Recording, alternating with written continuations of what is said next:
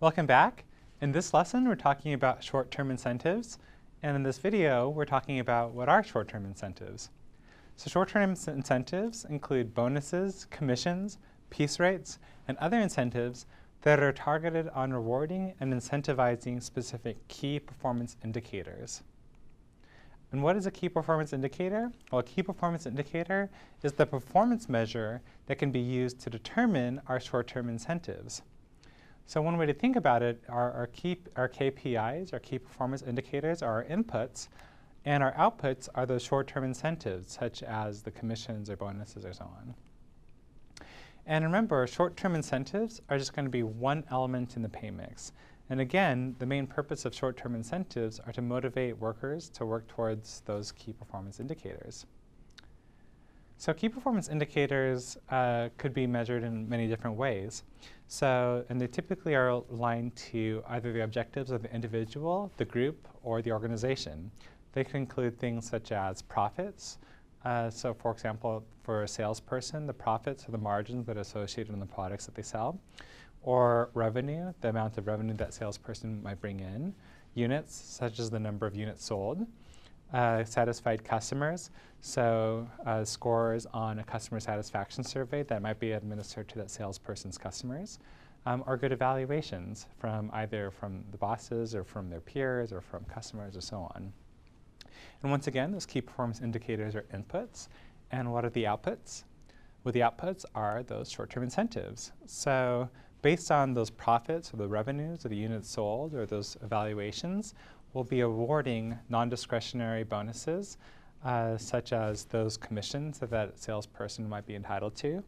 The discretionary bonuses, as the boss might say, you know, your contributions to the organization were really great, so we would be giving you these discretionary bonuses on top of your other compensation.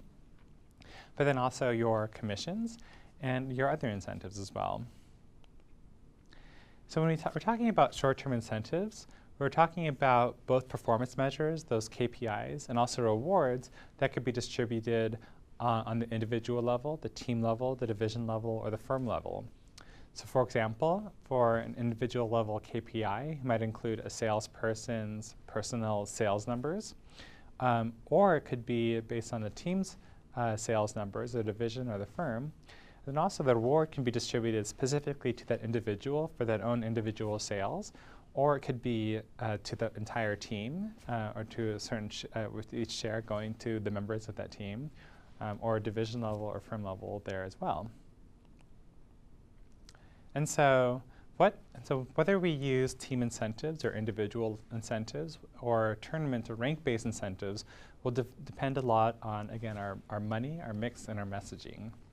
And so when we have an individual incentive, that means that I'm paid for my own personal measure of performance. And in that case, if my teammate's performance goes up, well, that doesn't really affect me. And so I might not try to help my teammates per se. I might not try to help my peers because I'm not being paid for that. But at the same time, I won't really care if it goes up or down either.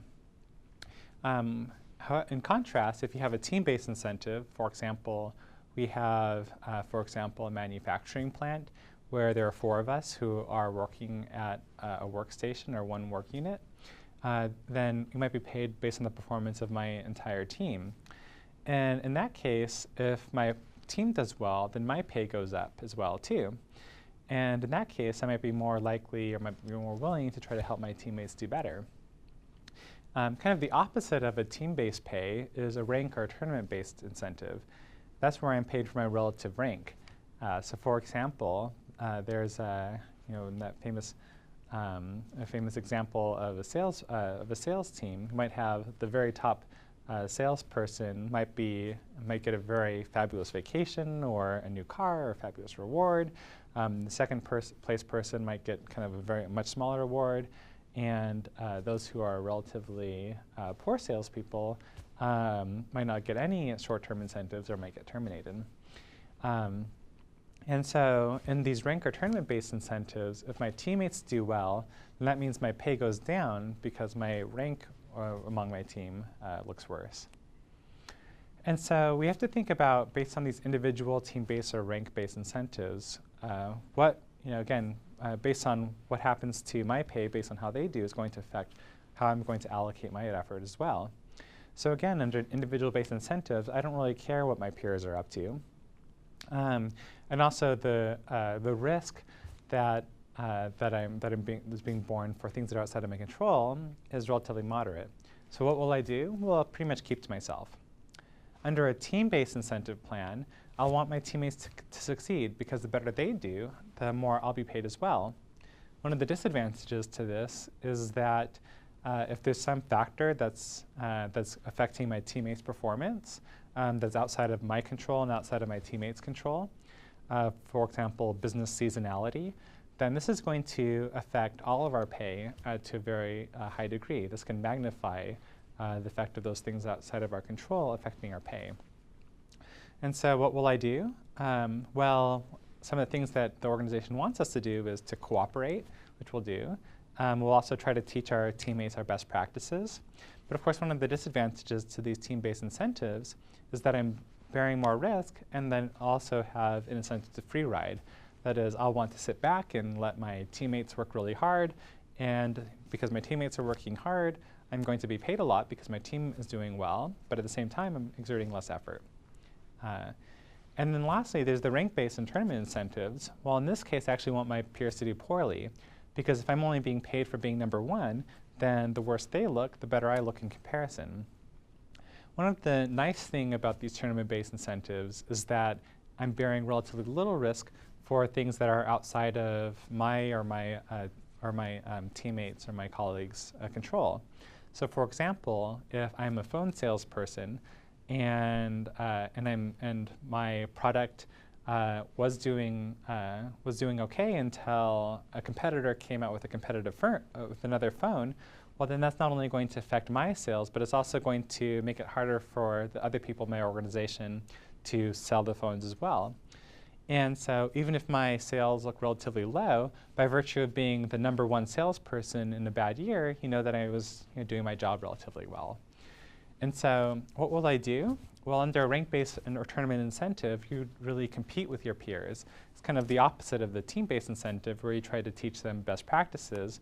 Under rank-based incentives, you'd potentially want to sabotage their work, or you certainly wouldn't want to share the best practices. You pretty much want to keep it to yourself. And so again, when we're using short-term incentives, we want to think about our money, our mix, and our messaging.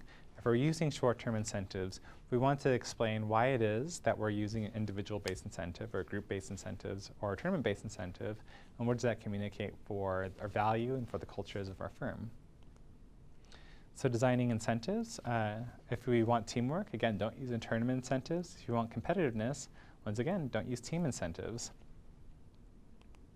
So next up, we're going to ask, should I use incentives? And we'll be asking questions like, given my job, would this job be a good candidate for short-term incentives? Thanks, and I'll see you next time.